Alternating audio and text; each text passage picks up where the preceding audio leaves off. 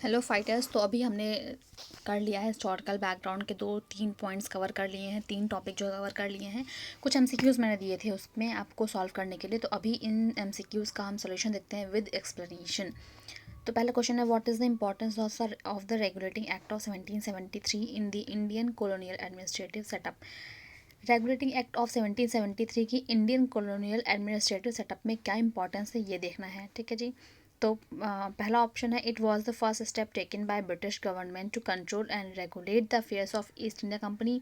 ये पहला स्टेप था ब्रिटिश गवर्नमेंट के द्वारा जो जिससे कि इंडिया में ईस्ट इंडिया कंपनी की जो भी अफेयर्स हैं उनको रेगुलेट और कंट्रोल किया जा सके। सेकेंड पॉइंट है, is designated the governor of Bengal as the governor general of India and vested in him major executive powers। इसके तहत गवर्नर ऑफ बंगाल को गवर्नर जनरल ऑफ इंडिया बना दिया गया और उनके तहत काफ़ी सारे मेजर एग्जीक्यूटिव पावर्स रख दिए गए। It provided for the establishment of a supreme court at Bombay presidency. और इसका कहा गया कि बॉम्बे प्रेसिडेंसी में एक सुप्रीम कोर्ट की स्थापना करी गई।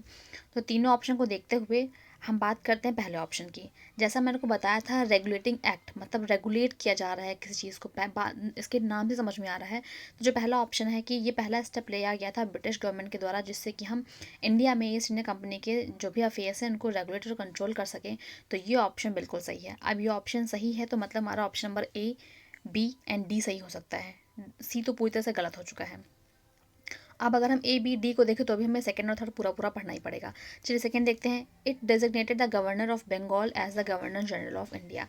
हमने जब पढ़ा था क्रोनोलॉजी में क्या था, पहले गवर्नर ऑफ बंगाल को गवर्नर जनरल ऑफ बंगाल बनाया गया था, at the end governor general of India बनाया गया था। तो सेकंड ऑप्शन तो गलत हो गया। अब सेकंड ऑप्शन अगर हम गलत कर दे तो हमारे पास केवल ऑप्शन बचते हैं बी एंड डी, मतलब या तो एक सही है या तो 1 और 3 दोनों सही हैं। अब थर्ड क्वेश्चन पढ़ लेते हैं। It provided for the establishment of a supreme court at Bombay presidency. पहली बात तो सुप्रीम कोर्ट तो बना था, ये तो सब बात सही है, लेकिन बॉम्बे प्रेसिडेंसी में ये कलकत्ता में बना था 1774 में। तो थर्ड ऑप्शन भी जो है गलत हो जाता है। एट द एंड हमारे पास ऑप्शन बचता है डी, मतलब केवल फर्स्ट स्टेटमेंट सही है, बाकी की दोनों गलत हैं। चलिए अब नेक्स्ट क्वेश्चन पे आते हैं। The regulating act of 1773 is said to be a great constitutional importance in India. जो 1773 का रेगुलेटिंग एक्ट है इसको कहा जाता है कि बहुत ही इंडिया में इसकी बहुत ही कॉन्स्टिट्यूशनल इंपॉर्टेंस है। तो कौन कौन से रीजन से देखने हमें। पहला पॉइंट है, it created a federal architecture to govern India decentralising the administrative system. इसके तहत क्या किया गया था, एक फेडरल आर्किटेक्चर को बनाया गया था जो कि इंडिया में डिसेंट्रलाइज करेगा एडमिनिस्ट्रेटिव सिस्टम को। Second point, it transferred control of India from commercial companies to the British government representative in India। इसके तहत क्या हुआ था, जो भी इंडिया का कंट्रोल है उसको ट्रांसफ़र कर दिया गया था कहाँ, कॉमर्शियल कंपनी से ब्रिटिश गवर्नमेंट के रिप्रेजेंटेटिव जो कि उस टाइम इंडिया में होते थे। तो इसकी अगर हम ऑप्शन की बात करते हैं, जैसा कि हमने ऐसा पढ़ा है, तो हमने जब रेगुलेटिंग एक्ट ऑफ 1773 पढ़ा था, तो क्या आपको लगता है हमने दोनों में से कोई भी चीज़ पढ़ी थी? मुझे तो नहीं याद मैंने ऐसा कुछ पढ़ाया हो, आप भी देख लीजिएगा, इसलिए इसका आंसर क्या होगा, नन। ऐसी दोनों ही सिचुएशन नहीं थी हुई थी कुछ रेगुलेटिंग एक्ट ऑफ 1773 में।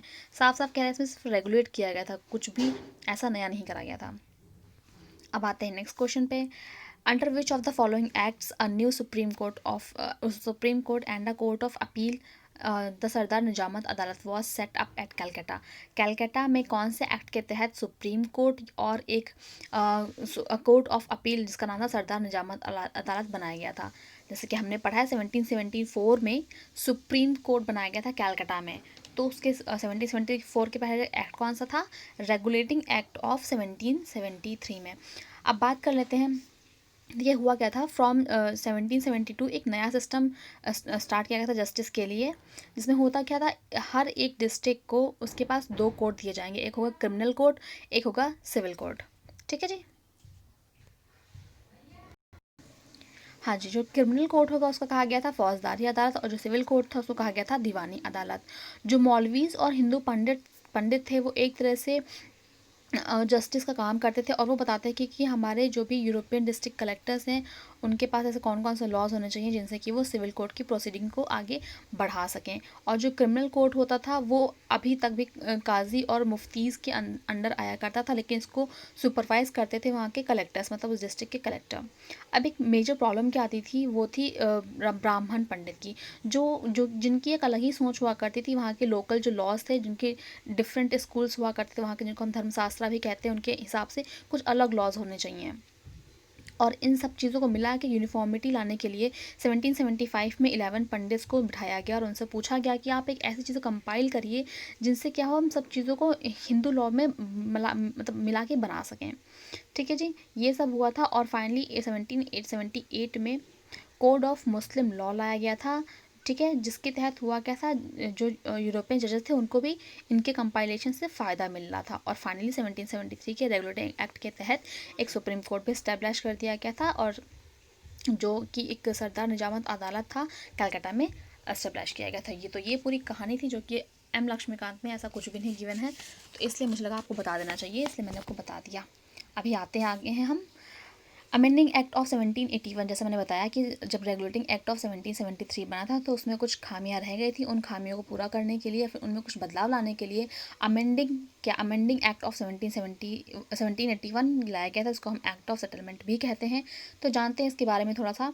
कहा गया है, amending act 1781 to the regulating act of 1773 had which of the following provision. मतलब जो अमेंडिंग एक्ट 1781 है और जो रेगुलेटिंग एक्ट ऑफ 1773 है, इन दोनों में से क्या प्रोविज़न थे। स्टेटमेंट पढ़ते हैं। It increases the jurisdiction of supreme court establish by the regulating act of 1773।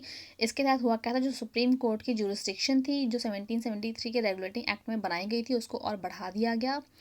Next point, recognition of the appellate jurisdiction of the governor general in council. इन्होंने क्या किया, जो भी अपील जुरिडिक्शन हुआ करती थी गवर्नर जनरल इन काउंसिल के, उसको एक रिकॉग्निशन दे दिया। Third point, enactment of a temporary uniform civil code. इसके साथ साथ इन्होंने एक टेम्परेरी यूनिफॉर्म सिविल कोड का भी इनैक्टमेंट कर दिया।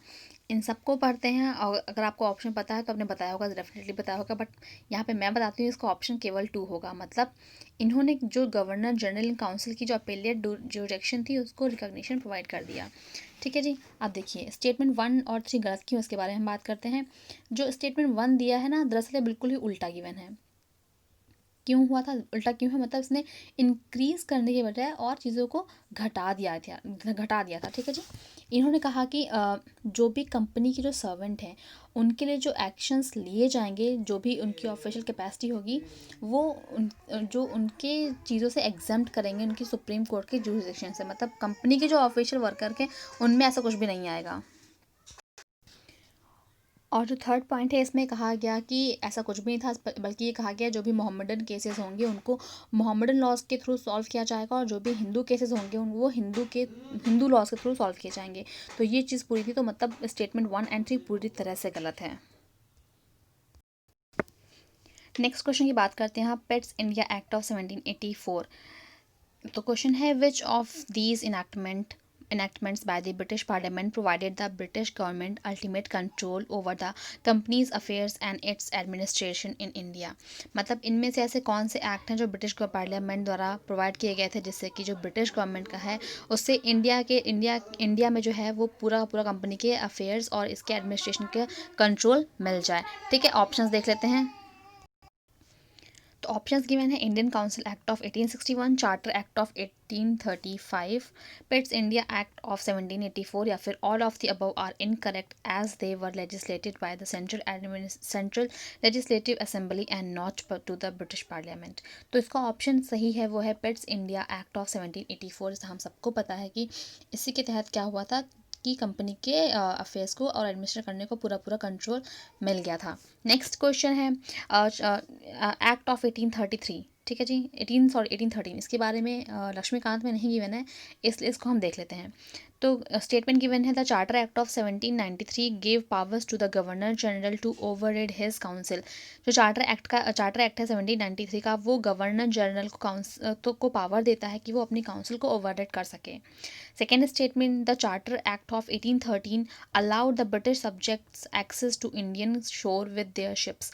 चार्टर एक्ट ऑफ 1813 जो है वो अलाउ करता है ब्रिटिश सब्जेक्ट्स को कि वो इंडियन शोर पे आ सके अपनी शिप्स के साथ। तो ये दोनों के दोनों ऑप्शन बिल्कुल सही हैं। अब स्टेटमेंट 1 की अगर हम बात करें तो इसमें ना केवल चार्टर एक्ट ऑफ जो 1793 है उसमें ना केवल वो अपनी गवर्नर जनरल अपनी काउंसिल को ओवरराइड कर सकता है, बल्कि इसके साथ ही साथ उसे इस चीज़ की भी पावर दे दी गई कि वो अपना एक प्रेसिडेंसी पे इफेक्टिव कंट्रोल को एक्सरसाइज कर सके। और इसी के साथ साथ ब्रिटिशर्स ने कोशिश करी कि एक नया कॉन्सेप्ट मतलब सिविल लॉ का कॉन्सेप्ट भी इनैक्ट किया जाए, किसके द्वारा, बाय सेक्युलर ह्यूमन एजेंसी। और फिर 1786 में क्या हुआ, जो भी प्रेसिडेंसीज हैं वो डिस्ट्रिक्ट में डिवाइड हो गई और वहाँ के लिए कलेक्टर अपॉइंट किया गया। स्टेटमेंट 2 की अगर हम बात करें तो जो है मोस्ट इम्पॉर्टेंट डेवलपमेंट जो थी, कौन से क्या बोलते, जो भी ईस्ट इंडिया कंपनी था उसकी जो मोनोपोली है थी वो ख़त्म कर दी गई, एक्सेप्ट टी। जो भी टी का था वो ख़त्म कर दी गई और ये बहुत ही ज़्यादा इम्पॉर्टेंट डेवलपमेंट था ये। ठीक है जी। अब नेक्स्ट पे आते हैं हम चार्टर एक्ट ऑफ 1833, इनकी हम बात कर लेते हैं। तो जो भी को स्टेटमेंट पढ़ते हैं, the act created for the first time a government of India having authority over the entire territorial area possessed by the British in India.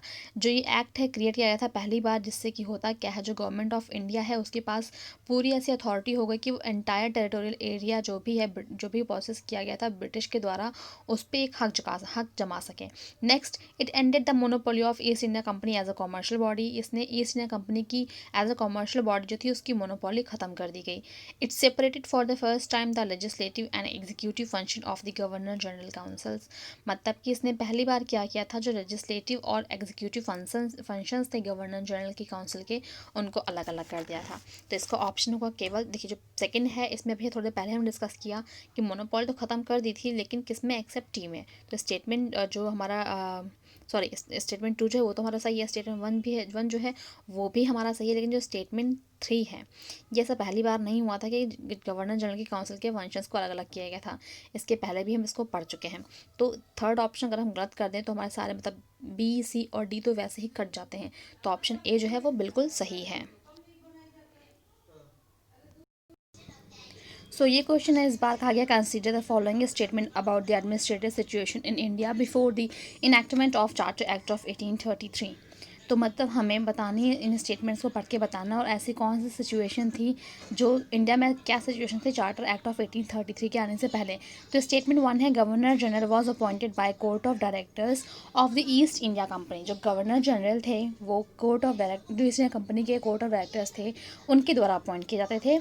Second statement है, the Saint Helena act temporary abolish the office of governor general and viceroy to promote decentralisation in India. जो Saint Helena act था उसने temporary abolish कर दिया था office of governor general और viceroy को, जिससे कि क्या हो, इंडिया में डिसेंट्रलाइजेशन को प्रमोट किया जा सके। आप दोनों स्टेटमेंट को पढ़ते हैं, जिन्होंने नहीं पढ़ी है ये दोनों चीज़ें, उनको ये क्वेश्चन समझ में नहीं आएगा, इसलिए मैं बता देती हूँ कि इसका आंसर होगा केवल ए, मतलब केवल पहला स्टेटमेंट सही है, दूसरा स्टेटमेंट गलत है। जी हाँ, जो गवर्नर जनरल थे वो ईस्ट इंडिया कंपनी के कोर्ट ऑफ डायरेक्टर्स के द्वारा अपॉइंट किए जाते थे चार्टर एक्ट 1833 आने से पहले। अब बात करते हैं, देखिए हुआ क्या था, इस पूरे के पूरे बारे में बात करते हैं हम। क्या कंडीशन थी 1833 चार्टर एक्ट के आने से पहले? जो रेगुलेटिंग एक्ट था 1773 का, उसने एक ऑफिस क्रिएट किया था जिसका टाइटल दिया गया था गवर्नर जनरल ऑफ प्रेसिडेंसीज़, मतलब जो फोर्ट विलियम का था उसकी प्रेसिडेंसीज़ के लिए गवर्नर जनरल का टाइटल दिया गया था। और साथ ही साथ जो गवर्नर जनरल ऑफ बंगाल था उनको अपॉइंट किया जाता था ईस्ट इंडिया कंपनी के कोर्ट ऑफ डायरेक्टर्स के द्वारा।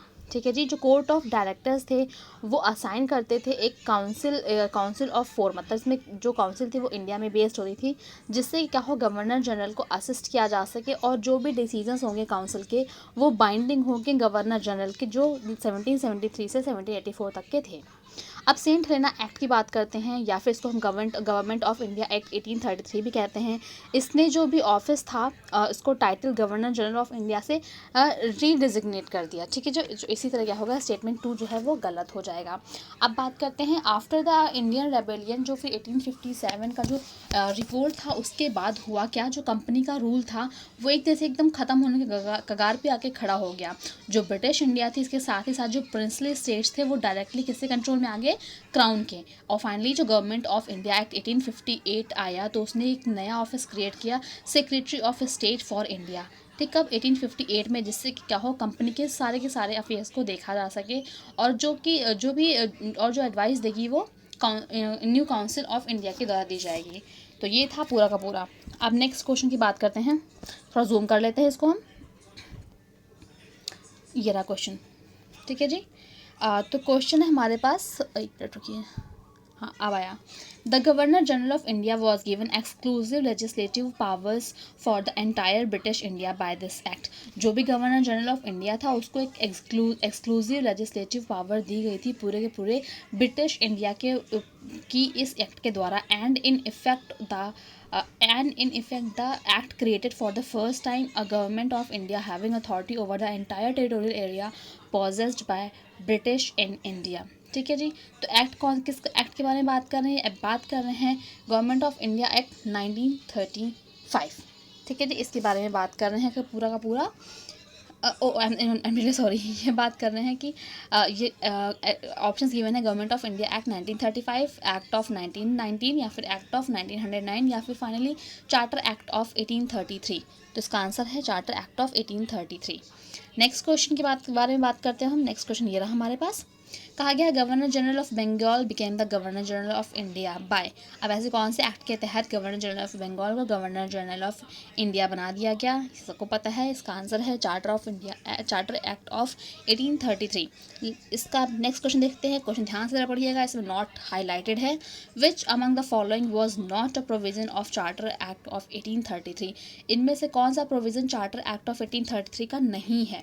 स्टेटमेंट से बात करते हैं। An Indian should be appointed as defence member in the governor general in council. एक इंडियन को गवर्नर जनरल के डिफेंस मेंबर में अपॉइंट करना पड़ेगा, या फिर trading activities of the East India Company were to be abolished. जो भी ट्रेडिंग एक्टिविटीज़ थी ईस्ट इंडिया कंपनी को, उनको ख़त्म कर दिया जाएगा। सी ऑप्शन है the designation of the supreme authority was to be change as the governor general of India in council. जो भी डेजिग्नेटेड थी सुप्रीम अथॉरिटी, इसको चेंज कर दिया गया as governor general of India in council. अब next फिर लास्ट ऑप्शन है all law making powers were to be conferred on governor general in council. जो भी लॉ मेकिंग पावर थी वो गवर्नर जनरल इन काउंसिल में आ जाएंगी। तो जो इस सब के बारे में बात करते हैं, और फिर जो फाइनली ऑप्शन नंबर ए है, मतलब ऑप्शन नंबर ए जो कहता है कि एक इंडियन को हमें गवर्नर जनरल इन काउंसिल में एज अ डिफेंस मेंबर रखना पड़ेगा, अपॉइंट करना पड़ेगा, ये स्टेटमेंट गलत है। बाकी तीनों स्टेटमेंट सही हैं। I am really sorry. अब बात कर लेते हैं। देखिए हुआ क्या था, जो मैकॉले थे वो सेक्रेटरी हुआ करते थे बोर्ड ऑफ कंट्रोल के 1832 से लेके 1833 तक, मतलब 1 साल तक ही रहे थे। और इन्होंने ऐसी कोई और क्या किया, इन्होंने ऐसी कोई भी इंडियंस की एसोसिएशन नहीं बनाई जो कि डायरेक्टली ब्रिटिश एडमिनिस्ट्रेटिव में आती हो। इसलिए जो आंसर ए है वो गलत हो जाएगा। हाँ, हालांकि ये हुआ था कि इन्होंने ओपन सिविल सर्विसेज कंपटीशन जो है वो इंडियंस के लिए भी ओपन कर दिया था, लेकिन इंडियन को अपॉइंट किया जाएगा ऐसा कुछ इन्होंने नहीं कहा था। ठीक है, और बस हो गया। अभी नेक्स्ट क्वेश्चन के बारे में बात करते हैं हम। ये रहा हमारे पास नेक्स्ट क्वेश्चन, थोड़ा जूम कर लेते हैं, पढ़ने में ईजी हो जाएगा। हाँ, तो क्वेश्चन है consider the following about the charter act of 1833 which was an important step towards centralization and administrative reform in British India. In statements को कंसीडर करना है और बताना है चार्टर एक्ट ऑफ 1833 के तहत वो कौन से इंपॉर्टेंट स्टेप्स हैं जिनसे कि सेंट्रलाइजेशन और एडमिनिस्ट्रेटिव रिफॉर्म लाए गए ब्रिटिश इंडिया में। दोनों ऑप्शन को पढ़ते हुए, पहला ऑप्शन क्या है हमारे पास, it deprive the governor general of India of his legislative power and vested it in a nominated assembly. ठीक है, इन्होंने क्या किया, जो भी गवर्नर जनरल ऑफ इंडिया था उसकी लेजिस्लेटिव पावर को थोड़ा डिप्राइव कर दिया गया और जो भी नॉमिनेटेड असेंबली थी वो इसके तहत कर दी गई। अब सेकंड ऑप्शन की बात करते हैं। It provided for reservation of Indians in the covenanted civil services. क्या ऐसा हुआ था कुछ? जी नहीं, दोनों के दोनों स्टेटमेंट पूरी तरह से गलत हैं, ऐसा कुछ भी नहीं हुआ था। नेक्स्ट क्वेश्चन की तरफ चलते हैं। ठीक है, कुछ स्टेटमेंट्स को कंसिडर करना है। तो स्टेटमेंट क्या है? It made governor general of Bengal as the governor general of India and vested him all civil and military powers to him in him. ठीक है, गवर्नर जनरल ऑफ बंगाल को गवर्नर जनरल ऑफ इंडिया घोषित कर दिया गया और इसके तहत सिविल और मिलिट्री पावर्स दे दी गई। Governor general of India was given exclusive legislative powers for the entire British India. जो भी गवर्नर जनरल ऑफ इंडिया था उसको पूरे के पूरे ब्रिटिश इंडिया पे एक्सक्लूसिव लेजिस्लेटिव पावर्स दे दी गई। ये किसके तहत किया गया था? हम सबको पता है, charter act of 1833। Next question पे आते हैं। Ministry of law and justice is the oldest limb of the government of India dated back to. मतलब जो भी ministry of law and justice का ओल्डेस्ट लिम्ब है गवर्नमेंट ऑफ इंडिया में, वो कब से ट्रेस किया गया है? पता है आपको, चार्टर एक्ट ऑफ 1833। इसके बारे में थोड़ा बैकग्राउंड देख लेते हैं। ठीक है जी, तो जो इनैक्ट किया गया था बाय ब्रिटिश पार्लियामेंट। ठीक है, अब जो ये पहले टाइम ऐसा हुआ था कि कोई भी लेजिस्लेटिव पावर जो है वो एक सिंगल अथॉरिटी जिसका नाम था गवर्नर जनरल ऑफ काउंसिल के तहत ला दी गई थी। ठीक है, अब बात करते हैं इस अथॉरिटी के वर्च्यू के तहत जो भी अथॉरिटी इसके अंदर आती थी, जैसे आती थी किसके तहत? Indian council act 1861। उसमें होता क्या था, जो गवर्नर जनरल इन काउंसिल था उसने एक कुछ लॉज इनैक्ट किए जिससे कि कब से कब तक कंट्री में 1834 से लेके 1920 तक। ठीक है जी, अब क्या था, after the commencement of the government of India act 1919, जब 1919 का गवर्नमेंट ऑफ इंडिया कमेंसमेंट हो गया उसका, तो जो भी लेजिस्लेटिव पावर्स थी जो एक्सरसाइज करी जाती थी इंडियन लेजिस्लेटिव कॉन्स्टिट्यूशन के तहत वो आई। ठीक है, और इसके साथ ही साथ इसने ये दिखाया कि जो एक अर्ली इंपॉर्टेंस हुआ करती थी ministry of law and justice की, जिससे कि क्या हो, इंडिया का लीगल रिजीम जो है शेप हो सके, ये भी बातें इसने बताई हैं। ठीक है जी, अब एक क्वेश्चन और देखते हैं, हो जा। तो ये लास्ट क्वेश्चन है चार्टर एक्ट ऑफ 1833 का, पढ़ देख लेते हैं इसको। The first law commission was established under the chairmanship of Lord Macaulay, which recommended codification of the penal code and criminal procedure code by the। मतलब पहला जो लॉ कमीशन था वो एस्टेब्लिश किया गया था under chairmanship of Lord Macaulay, जिसके तहत कहा गया था हमें पिनल कोड या और क्रिमिनल प्रोसीजर कोड को कोडिफाई करना चाहिए। तो किसके तहत किया गया था? ये है, इसका आंसर होगा आंसर नंबर बी, मतलब चार्टर एक्ट ऑफ 1833। ठीक है जी, तो ये पूरा हो गया। इसके बारे में थोड़ा जान लेते हैं लॉ कमीशन के बारे में। ठीक है जी, तो जो लॉ रिफॉर्म्स थे वो एंशियंट पीरियड्स में वो कैसे होते थे? एडहॉक होते थे, ना कि इंस्टीट्यूशनलाइज्ड होते थे। ठीक है जी, एडहॉक होते थे, याद रखिएगा। लेकिन जब थर्ड डिकेड आया 19th सेंचुरी का, जो लॉ कमीशन थी वो गवर्नमेंट के द्वारा टाइम टू टाइम क्या हुआ, उसको कॉन्स्टिट्यूट किया जाने लगा। तो जो पहला लॉ कमीशन था वो इस्टेब्लिश किया गया था 1834 में अंडर चार्टर एक्ट ऑफ 1833। ठीक है जी, तो इसके तहत अब हुआ क्या, जो सेकंड और थर्ड और जो फोर्थ लॉ कमीशन थी वो कब आई? 1853, 1861, 1879 में। जिससे हुआ क्या, जो इंग्लिश लॉज थे इंडिया के इंडियन कंडीशंस में अडॉप्ट होना शुरू कर दिए गए। ठीक है जी, Indian code of civil procedure, Indian contract act और इंडियन एविडेंस एक्ट और the transfer of property act etcetera, ये सब जो भी सब थे ये निकल के सामने आए, जिससे कि क्या हो, लेबर्स के लिए निकल के आए। पहली बार ऐसा हुआ और टोटल 4 लॉ कमीशंस निकले। जो पहला लॉ कमीशन था वो इंडिपेंडेंट इंडिया 1950, जो इंडिपेंडेंट इंडिया का जो पहला लॉ कमीशन था वो 1955 में आया।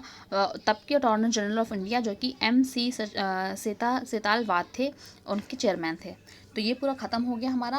उम्मीद करती हूँ आपको MCQs पसंद आए होंगे। आप कमेंट करके मुझे ज़रूर बताइएगा कुछ इंप्रूवमेंट अगर आपको इसमें चाहिए, या फिर कुछ और एक्स्ट्रा आप मुझे बताना चाहते हैं, या फिर मैंने कोई गलती करी तो मुझे ज़रूर बताइए। I would love to hear from you. Thank you.